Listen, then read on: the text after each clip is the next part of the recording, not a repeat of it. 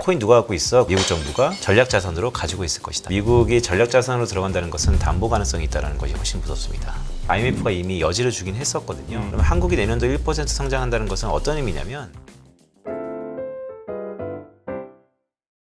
트럼프의 내년 1월 20일 이제 취임하잖아요. 네. 그러면 트럼프의 정책이 지난 1기 때보다 상당히 속도감이 있을 거다라고 생각을 하고 있습니다. 예. 네, 그런 의미에서 1.0과 2.0의 차이는 시장의 반응이라든지 정책의 속도가 예. 또 레드웨이브가 됐기 때문에 상당 부분 속도감이 있을 거다라고 보고 있고 자 그렇다면 어떤 정책을 폈을 때 예. 그 정책을 이제 후의 결과에 대해서 성과를 우리가 평가하잖아요. 예. 네, 화면에 보시는 것처럼 제가 오늘 서브타이틀이 트럼프 2.0 시대의 KPI.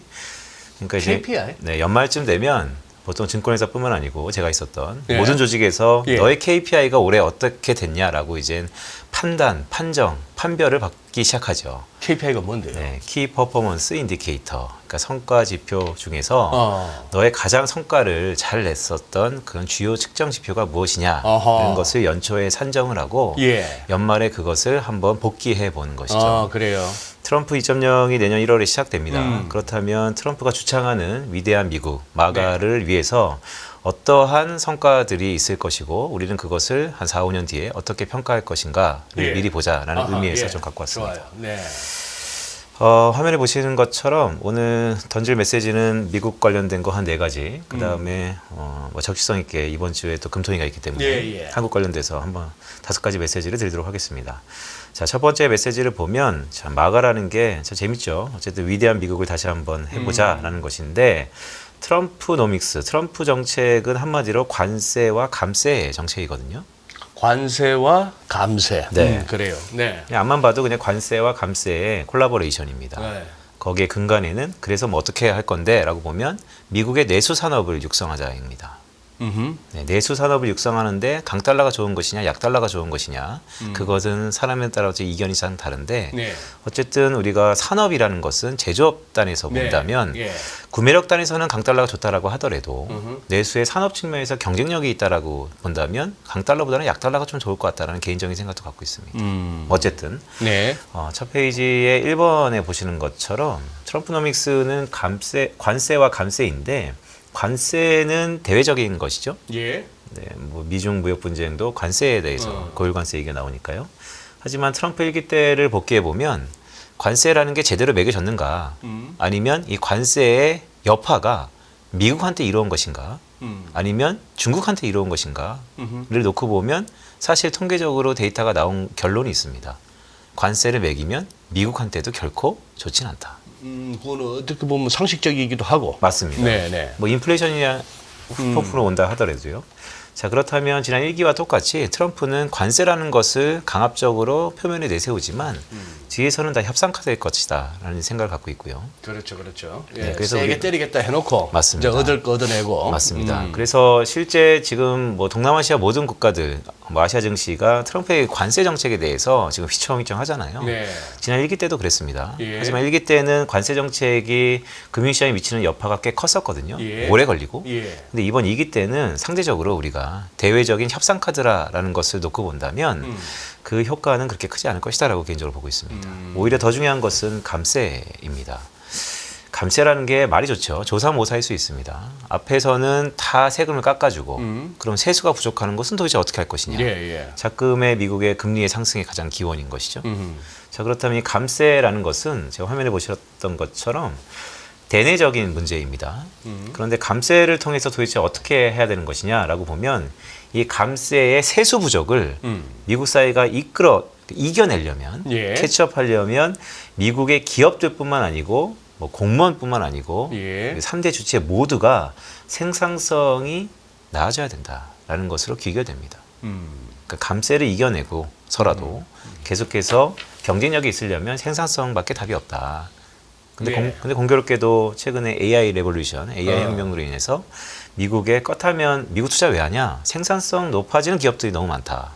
돈을 버는 기업들이 너무 많다라는 게 귀결되기 때문에 트럼프의 또 다른 측정 지표로서 관세보다는 감세 이후에 미국의 기업들이 과연 생산성이 높아지는 것인가를 우리가 몇 년 뒤에 본다면 내가 미국 기업, 이 기업 투자 잘했다. 아니면 이 기업은 포트폴리오에 꼭 넣었어야 된다라는 것이 판가름 될 수 있다라고 네. 개인적으로 생각합니다. 예. 그래서 매우 중요한 생산성 제고를 뒤에 가서 차트를 통해서 좀 말씀드릴 거고요. 두 번, 저기 뭐 머스크가 공언한 대로 네. 정부 효율부 수장이 되고 나서 네. 이거저것 어문 돈 줄이면은 한 2조 달러 줄일 수 있다고 하면 뭐 네. 감세 덜 거치는 거 덜 쓰면 되잖아. 그런데 그 2조 달러가 네. 엄청 커 보이지만 네. 사실 미국의 세수에 비해서는 한 10% 언더이기 때문에 그렇게 2조 뭐 크진 달러도? 않습니다. 네. 그래서 어쨌든 이전보다 액션을 취한다는 게 매우 중요하죠. 예. 미국에서도 물론 공무원이 줄이는 것은 사실 좀 어려운 국면이기 때문에 어쨌든 머스크의 여러 가지 행보가 앞으로 귀추가 주목됩니다. 예. 두 번째 보시면 역시 인플레이션입니다. 내년도 인플레이션이 어떻게 될까요? 라고 사람들이 많이 물어보는데요. 낮아질 겁니다 보다는 높아질 겁니다가 대부분 컨센서스인 것 같습니다. 제 주변에서. 빈센트 생각도 그러세요? 저도 그렇습니다. 아. 근데 뭐 그 과정이 좀 있겠죠. 그래서 트럼프 2.0 시대에 인플레이션이 높아진다면 한 세 가지 정도의 위협스러운 부분이 있을 것 같습니다. 그러니까 트럼프가 인플레이션을 높이기 위해서 세 가지의 하면 안 되는 것들을 지금 하고 있다라는 취지인데요. 첫 번째는 연준의 독립성을 훼손하고 있습니다. 그림자 저편으로 연준은 더 이상 수면 아래로 내려가라는 얘기까지 하고 있습니다. 네. 물론 그럴 수 있죠. 왜냐하면 최근에 인플레이션이 왜 생겼냐. 무작위로 헬리콥터 밴이라는 얘기가 있었던 것처럼 유동성을 이렇게 살포했으니까 당연히 인플레이션이 높아진 거다. 통화론자들은 얘기를 하고 있고 예. 연준도 거기에서는 자유롭지는 않습니다. 그래요? 하지만 뒤에 뭐 말라왔으니까 하나 펴 보여드릴까요? 자, 왼쪽 차트인데요. 1980년도부터 연준은 독립적인 행보를 취하기 시작했습니다. 볼커 이후에 무자박지하게 금리를 올리면서 인플레이션을 잡았죠. 예. 그래서 실제 보시면 이 빨간색과 파란색 라인이 미국과 선진 국가들의 소비자 물가 상승률 CPI 증가율입니다. 연간 기준으로 보시면 사실 1980년대 이후에요. 오렌지 색깔이 미국 CPI고 네, 파란색이 선진국. 선진국. 네. 보시면 1980년도에 미국이 독립적인 행보를 그러니까 정치적으로 완전히 결별하면서 물가를 잡겠다, 인플레이션 파이터로서의 기능으로 금융시장에 다양한 메시지를 준 다음에 실제 2020년 코로나 전까지 물가는 안정됐습니다. 예, 그래요. 지금 이렇게 따져보면 2020년 팬데믹 사건 이후에 2022년도에 미국의 물가, 또 선진국 물가 크게 폭등했잖아요. 예. 근데 이거는 여전히 이례적인 현상입니다. 그렇죠?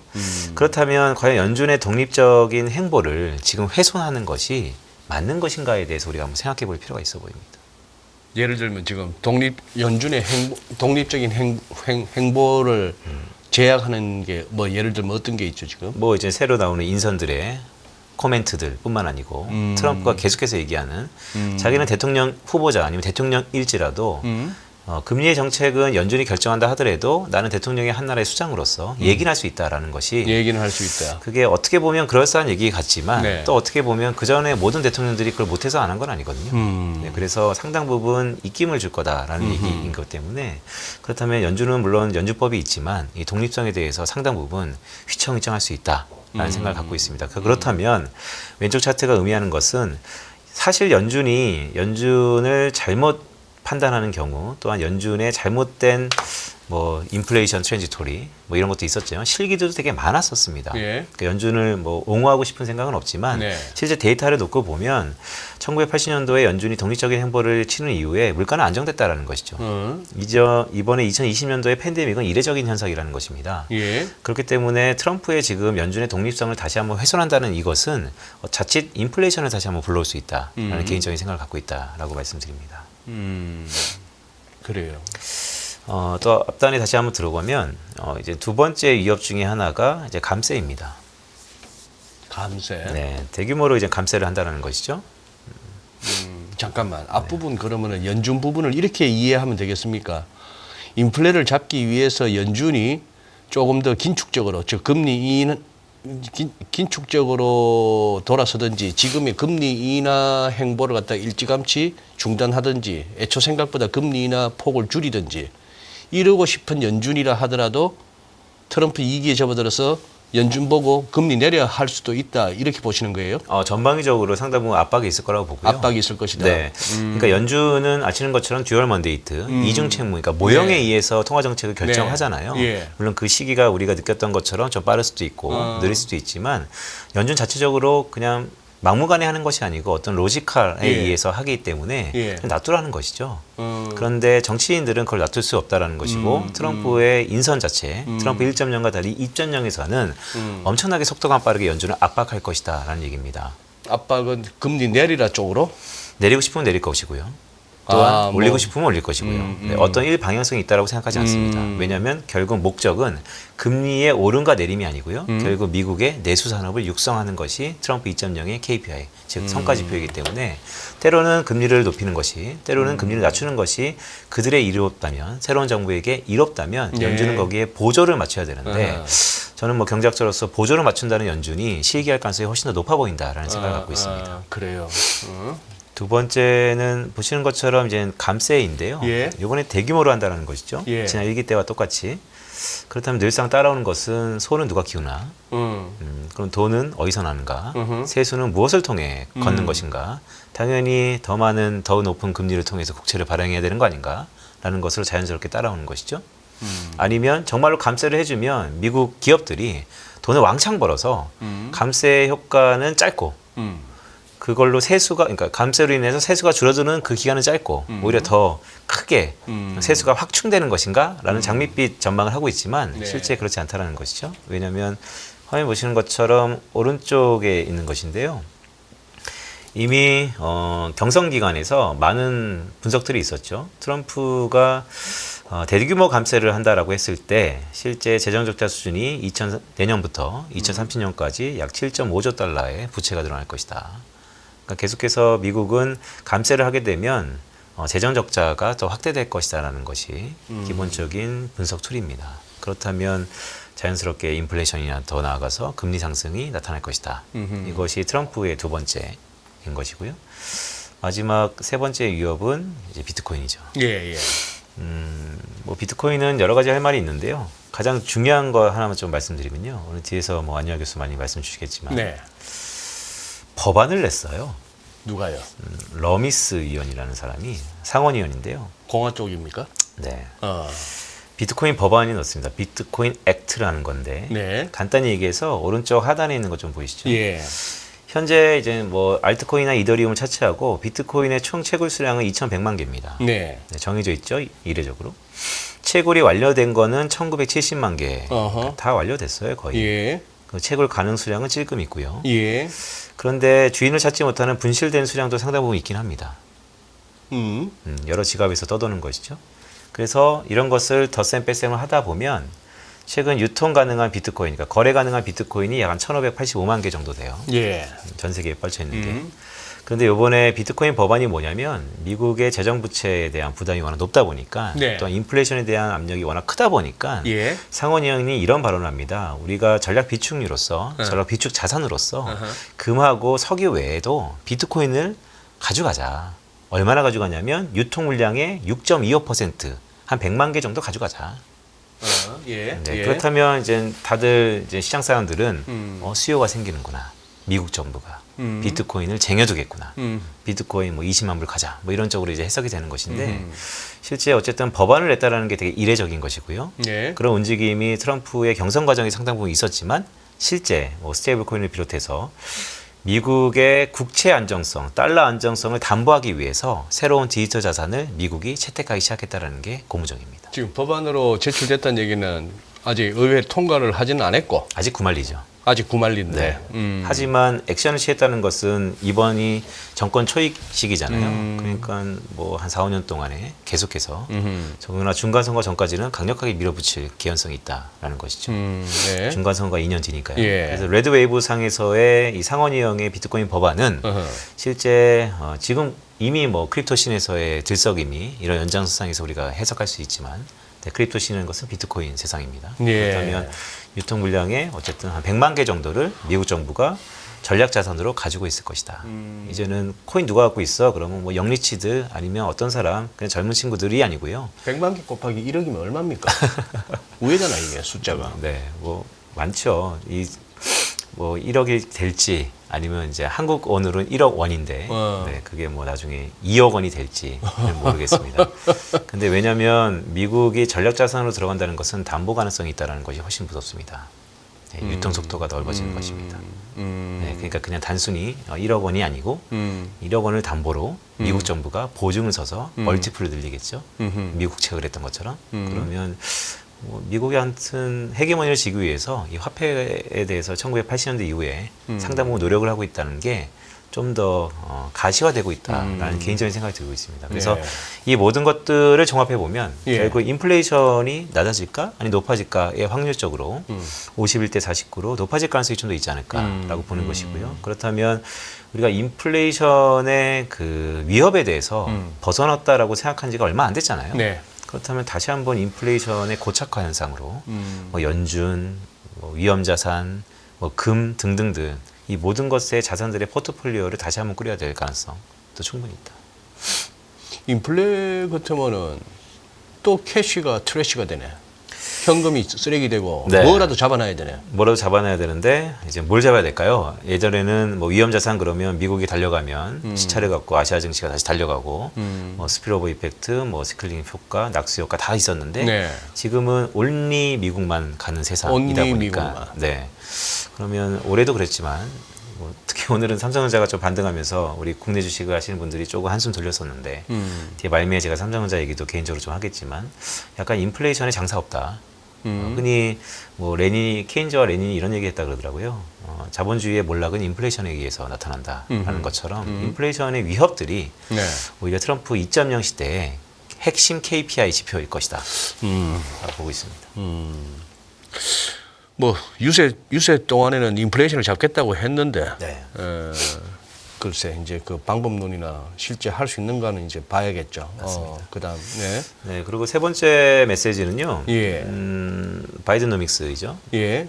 바이드노믹스 부르면 인플레이션 리덕션 액트, 그러니까 인플레이션 감축 법안, 그다음에 칩스 뭐 이런 것들 보면 결국 미국산 보조금, 미국에서 통한 미국산 반도체 뭐 이런 것들로 각종 보조금 혜택을 줄 테니까 미국에 와서 장사해라, 미국에 와서 생산해라라는 것인데 그게 트럼프 노믹스로 바뀌면서 완전히 폐기되는 것이냐, 아니면 부분 폐기되는 것이냐에 따라서 국내 주식시장의 다양한 섹터들이 움직이는 것 같아요. 네, 네. 결론적으로 말씀드리면 폐기는 아니고요, 폐지는 아니고 화면에 보시는 것처럼 뭐 수정일 것 같습니다. 현실적으로 수정일 것 같습니다. 이유는 이미 왼쪽 차트는 되게 유명한 차트죠. 미국의 지도를 딱 놓고 봤을 때 그동안 기후재생, 뭐 신재생, 바이노믹스가 상당 부분 어느 지역에 좀 더 돈을 많이 벌어주고 고용 창출을 했었냐라고 보면 리퍼블리칸, 공화당 지역에 훨씬 더 수혜를 많이 받았기 때문에 트럼프가 폐지한다 하더라도 상원 하원들이 다 줄지어서 트럼프 그러면 안 된다. 우리 턱밭에는 오히려 이 바이드노믹스가 수혜를 보고 있다라는 얘기를 할 것이다. 그래서 물론 처음에 권력을 갖고 있는 사람들의 눈치를 보겠지만 가면 갈수록 폐지보다는 수정 가능성이 높을 것이다. 이런 게 우리나라의 2차 전지라든지 전 세계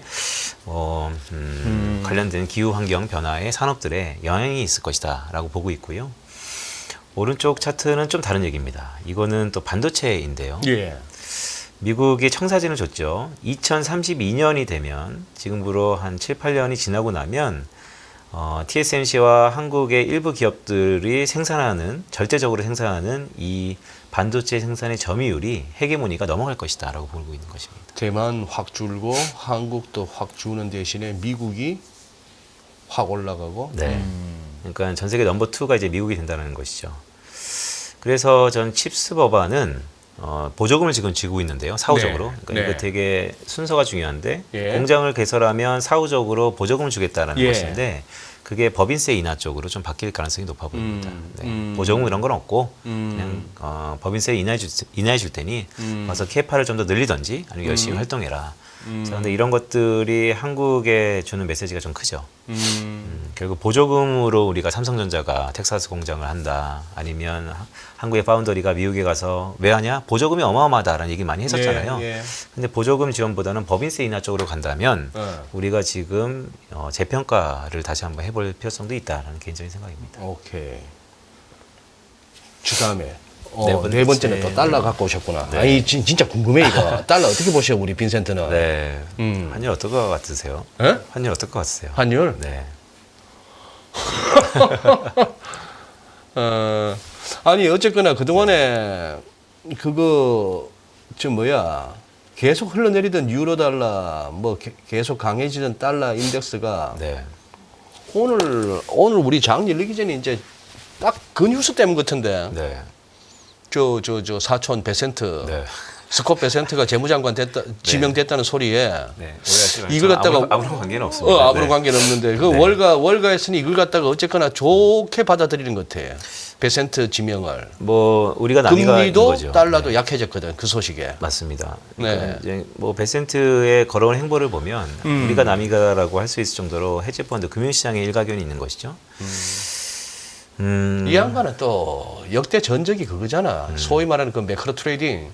뭔가 이 정치, 네. 정책 그런 측면에서 그리고 시장이 요거 취약하다 싶은 데는 네. 아주 막 아작을 내는 걸로 명성을 얻고 돈을 번 사람 아니야. 영란행 털어먹었고. 아 물론 뭐 IMF 비스무리한 때 동남아도 한번 흔들어 먹었고. 네 정확한 표현이신데 네. 뭐 그게 사실 헤지펀드의 KPI죠. 그렇죠. 네. 그렇기 때문에 그는 역할에 충실했다. 하지만 새로운 역할을 부여받으면 또 거기에 충실할 것이다. 그 역으로 말할 것 같으면 어떤 그만큼 시장과 네. 어떤 금융 메커니즘과 시장을 아주 꿰뚫어 보고 있으니까 네네. 또 어떤 시장 안정을 갖다가 취하는 또 스킬도 있겠죠. 일단 뚜껑을 열어본 역으로 전까지는 우리 모두 그렇게 기대를 하고 있는데요. 네, 소장님 잘 아시는 것처럼 한국의 뭐 갑자기 한국 얘기했으면 그렇지만 한국의 수많은 총재들 중에서 금융시장을 잘 아는 총재들도 많았었습니다. 근데 실제 그들의 행보가 금융시장에 친신화적이었냐라는 것은 또 아니었어요. 그래서 실제 임명되기 전까지의 기대감이 높을 것입니다. 먼저 뭐 데이터 좀 보죠. 화면에 보시는 것처럼 이제 왼쪽 차트는 환율 어떻게 될 거냐라고 보면 뭐 네. 랜덤 워크 하겠지만 예. 과거에 어떻게 된 것을 한번 복귀해 볼 필요는 있어 보입니다. 과거에. 네, 1970년대 이후에 공화당의 대통령 시기와 민주당의 대통령 시기에 달러 인덱스의 추이입니다. 예. 보시면 T가 이젠 집권 연도고 T-1은 1년 전부터 어떻게 바뀌었냐. 사실 공화당 대통령이 될 것 같다라고 한다면 1년 전부터 달러는 막 올랐습니다. 지금과 똑같죠. 대통령 그것도 하면은. 네, 파란색입니다. 그러다가 한 6개월 정도를 지나면 정점을 찍다가 이 집권 기간 내내 빠집니다. 과거 통계가 네. 왼쪽 차트의 의미가.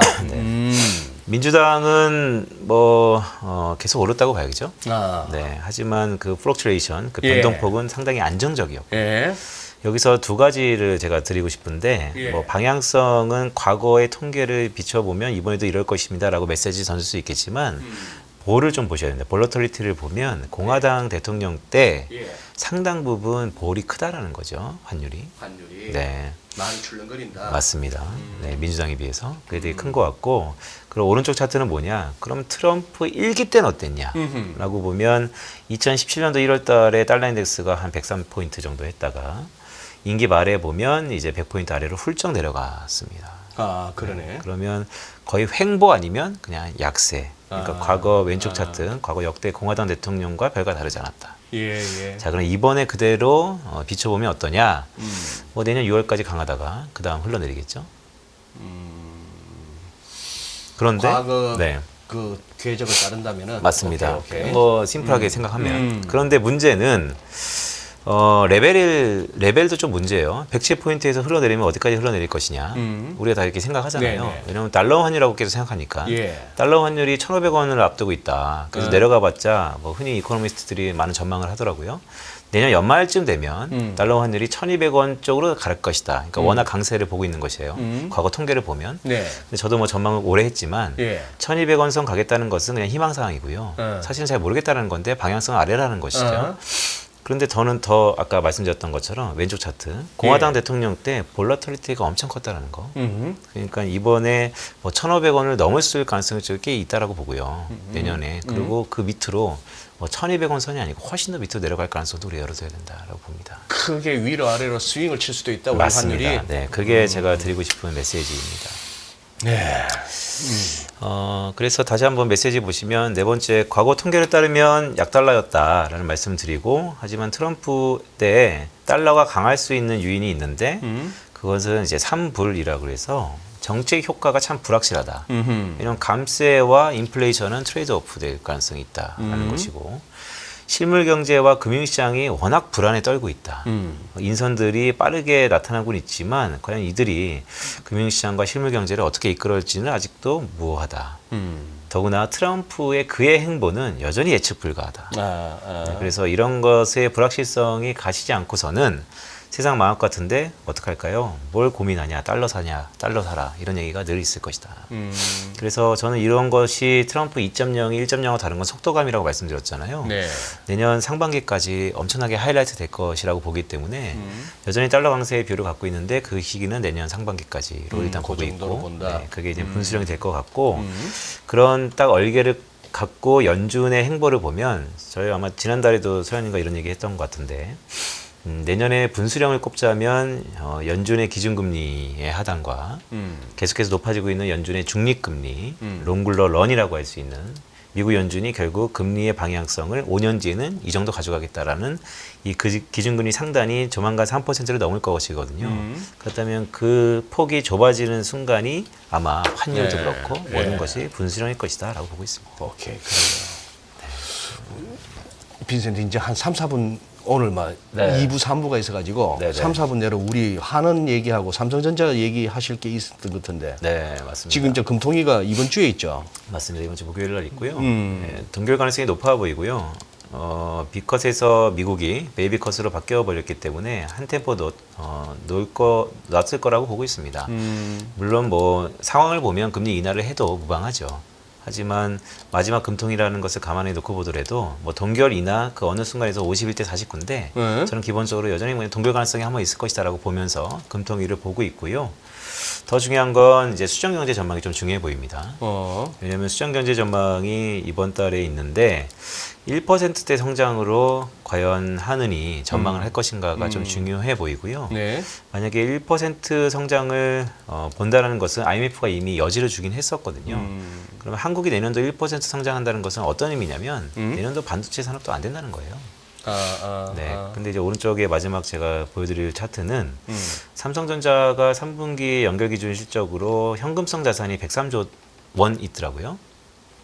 103조나 현금이 있습니다. 뭐 많죠. 많네. 네. 그런데 이게 연결 기준이기 때문에 제가 재무제표를 하나하나 뒤져봤더니 자회사랑 이제 미국 법인, 유럽 법인, 글로벌 법인이 갖고 있는 게 83조 달러 돼요. 83조 원 정도 돼요. 그래요. 네. 그러니까 국내는 약 한 20조 원밖에 없습니다. 사실은. 국내 현금이 메말랐다는 얘기가 심심치 않게 들렸었거든요. 그런데 여기서 이제 빅컷을 하나 터뜨렸죠. 10조 원을 자사주 매입을 하겠다. 네, 뭐 주가는 반응했습니다. 뭐 긍정적이고요. 왜냐면 하단을 어쨌든 막았던 느낌이 있으니까. 근데 곰곰이 생각해 보면 국내 법인의 돈이 20조 원밖에 없는데 현금성이 거기에 절반을 자사주를 막는 데 썼다. 뭐 오늘과 여러 가지 일이 있다 하더라도 그렇다면 국내 반도체 투자는 뭘로 하지? 반도체 투자라는 게 어마어마한 돈이 들어갈 텐데 결국 자칫하면 삼성전자가 국내에는 반도체 투자는 더 이상 기부업한 거 아닌가라는 생각도 조심스럽게 들고 있습니다. 또 그런 시각을. 네.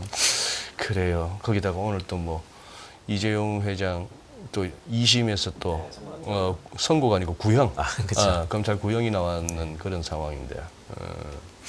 근데 이제 또 이재명 대표 이제 그 뉴스하고 이렇게 겹치다 보니까 이제 네. 거의 뭐 묻히는 상황이 됐습니다만. 그래요. 그러면 알겠습니다. 자, 1분 요약. 네. 그러면 우리 시장 증시 네. 최근 들어서 이제 조금 이렇게 힘을 내는데 네. 어떻게 보세요? 뭐 길게는 안 보더라도 연말장. 연말장 뭐 더 이상 나빠질 게 있을 것이냐라고 보는 것도 저도 보고 있고요. 국내 증시를 봤을 때. 근데 여전히 지난 1년 동안 제가 딱 두 가지 자산을 강조드렸었는데 네. 포트폴리오에 무식할 만큼 금을 좀 채우자. 무식할 만큼 금을 채우자. 라는 말씀을 하나 드렸고 그러니까 앞이 혼탁하다는 것이죠. 그리고 국내보다는 미국이 좀 더 아웃퍼폼해 보인다라는 여전히 뷰를 갖고 있습니다. 여전히 그쪽 뷰다. 맞습니다. 그래요. 알겠습니다. 오늘 또 찬찬히 좀 더 들을 얘기도 있는 것 같은데 오늘은 여기서 줄일게요. 알겠습니다. 네, 고맙습니다. 고맙습니다. 네.